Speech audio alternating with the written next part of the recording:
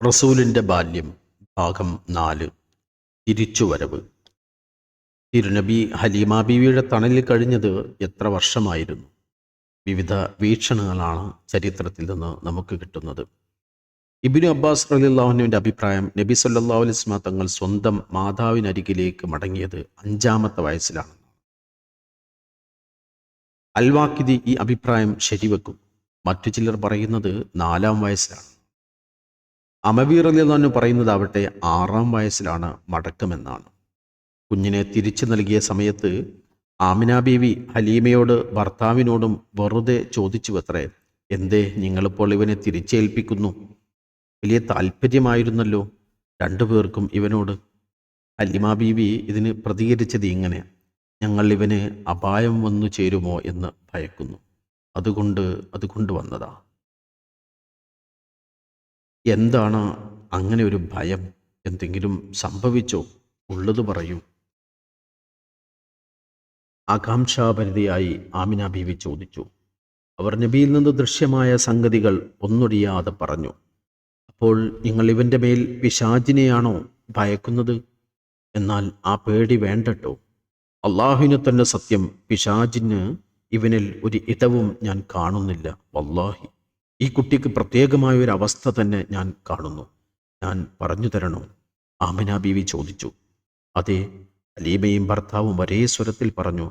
ആമിന ബീവി പറഞ്ഞു തുടങ്ങി: ഞാനിവനെ ഗർഭം ചുമന്നു, പക്ഷേ ഗർഭത്തിൻ്റെ ഒരു ബുദ്ധിമുട്ടും അറിഞ്ഞില്ല. വളരെ സുഖം. ഒരിക്കൽ ഞാൻ ഉറക്കത്തിൽ കണ്ടു, എന്നിൽ നിന്ന് ഒരു വെളിച്ചം പുറത്തു വരുന്നു. അതിൻ്റെ ദീപ്തിയിൽ ഷാമിലെ ബുസ്ര കൊട്ടാരങ്ങൾ എനിക്ക് കാണാനാകുന്നു. പെറ്റു വീണപ്പോഴേ സാധാരണ കുഞ്ഞുങ്ങളെപ്പോലെയല്ല. കൈകൾ ഊന്നി തല വാനിലേക്കുയർത്തി ഇങ്ങനെ ഇരിക്കുന്നു. ഹലീമ ബീവി എല്ലാം സാഗൂതം കേട്ടു. തങ്ങൾക്ക് കാണാൻ സാധ്യമായ അത്ഭുതങ്ങൾ ഒന്നൊഴിയാതെ ആമിന ബീവിക്ക് മുമ്പിൽ വിവരിച്ചു.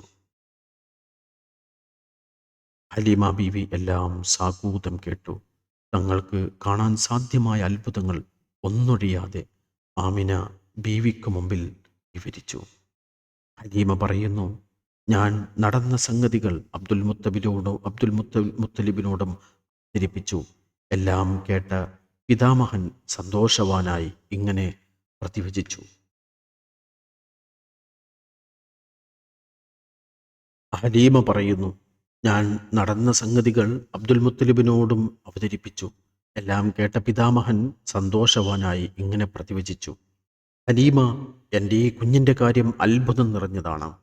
ഇവൻ്റെ പ്രതാപകാലത്തെ ഞാനും പ്രാപിച്ചിരുന്നെങ്കിൽ എത്ര നന്നായിരുന്നു. അനന്തരം അബ്ദുൽ മുത്തലിബ് എനിക്ക് നിറയെ പാരിതോഷികങ്ങൾ സമ്മാനിച്ചു. വളരെ നല്ല വിധത്തിൽ എന്നെ യാത്രയാക്കി. ഞാൻ കുഞ്ഞുമായി വിങ്ങുന്ന മനസ്സോടെ പിരിഞ്ഞു.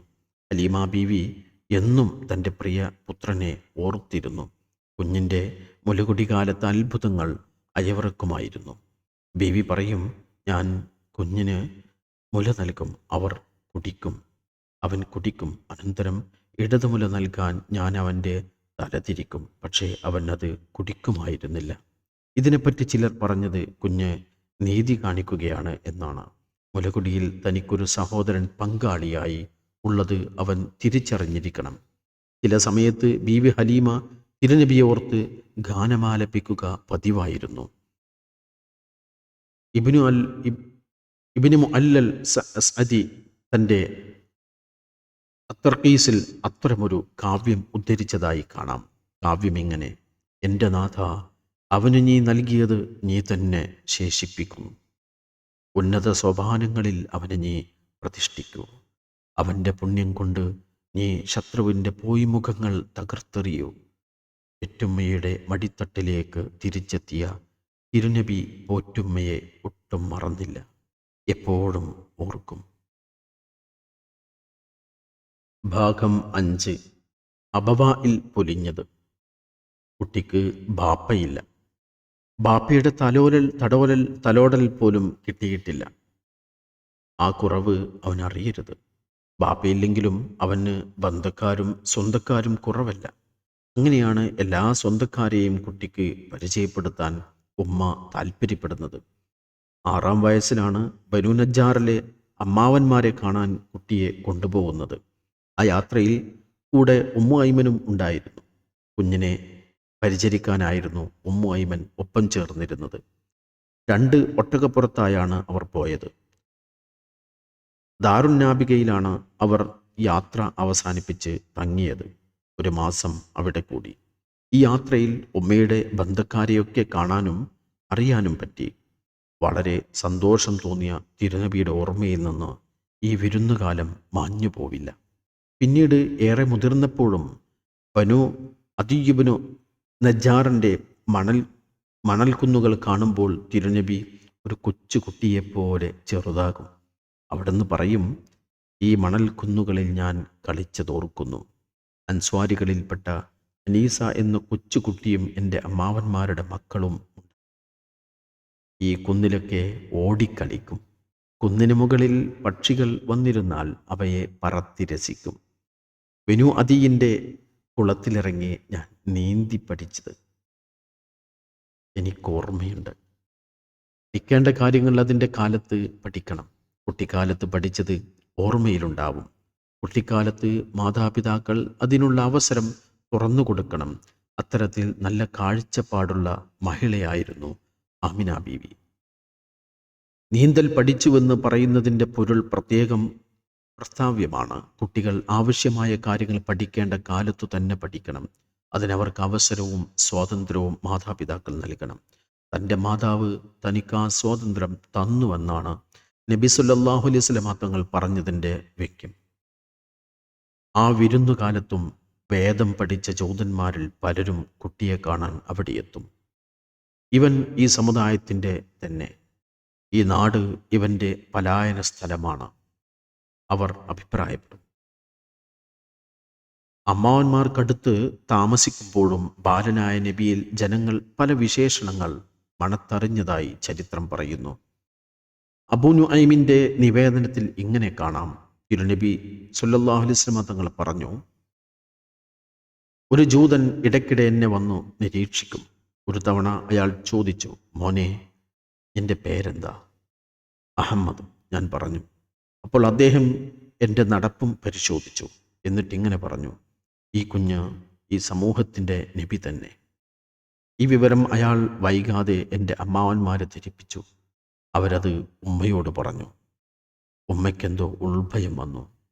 നമുക്ക് മദീന വിടാം എന്ന് ഉമ്മ അതോടെ തീരുമാനിച്ചു.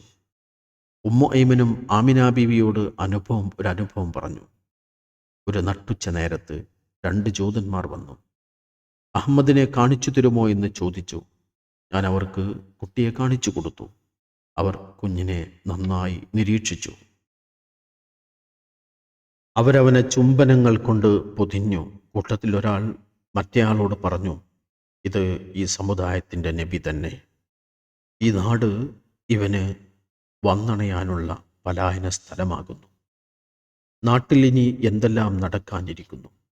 കൊലപാതകങ്ങളും ബന്ദിയാക്കലുമൊക്കെയായി. ഓരോന്ന് കേൾക്കുമ്പോൾ ആമിന ബീവിക്ക് അസ്വസ്ഥത പെരുത്തു.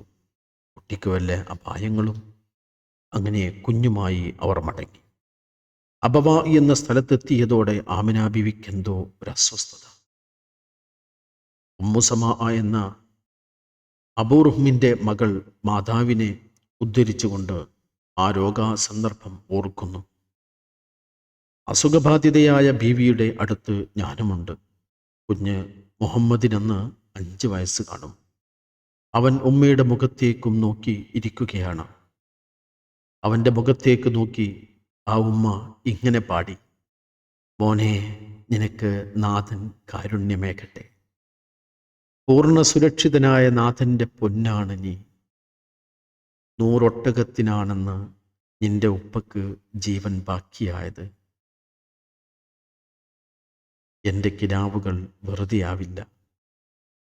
സർവേശ്വരൻ്റെ വചനവാഹകൻ തന്നെയാണ് നീ. അകമിലും പുറത്തും നീയാണ് ദൂതൻ. ഇസ്ലാമിൻ്റെ സത്യം നീയാൽ പുലരും. ഉപ്പ ഇബ്രാഹീമിൻ്റെ ലളിത വഴിയെയാണ് നീ.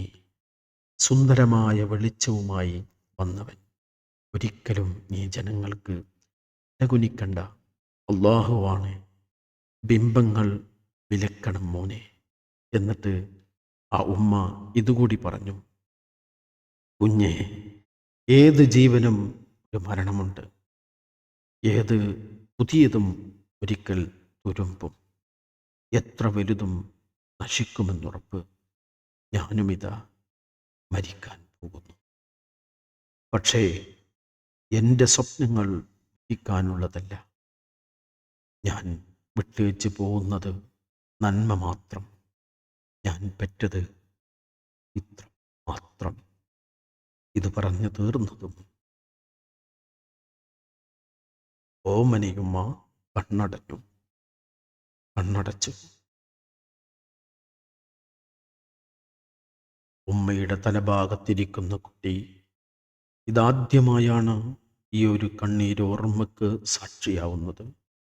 ഇനി ഉമ്മയില്ല എന്നവന് മനസ്സിലായി. ലോകം തന്നെ സ്തബ്ധമായിപ്പോയോ? ചരിത്രത്തിൽ കാണാം, ആമിന ബീവി മൃത്യു പ്രാപിച്ച നിമിഷം ചരിത്രം കണ്ണീരിൽ കുളിച്ചു.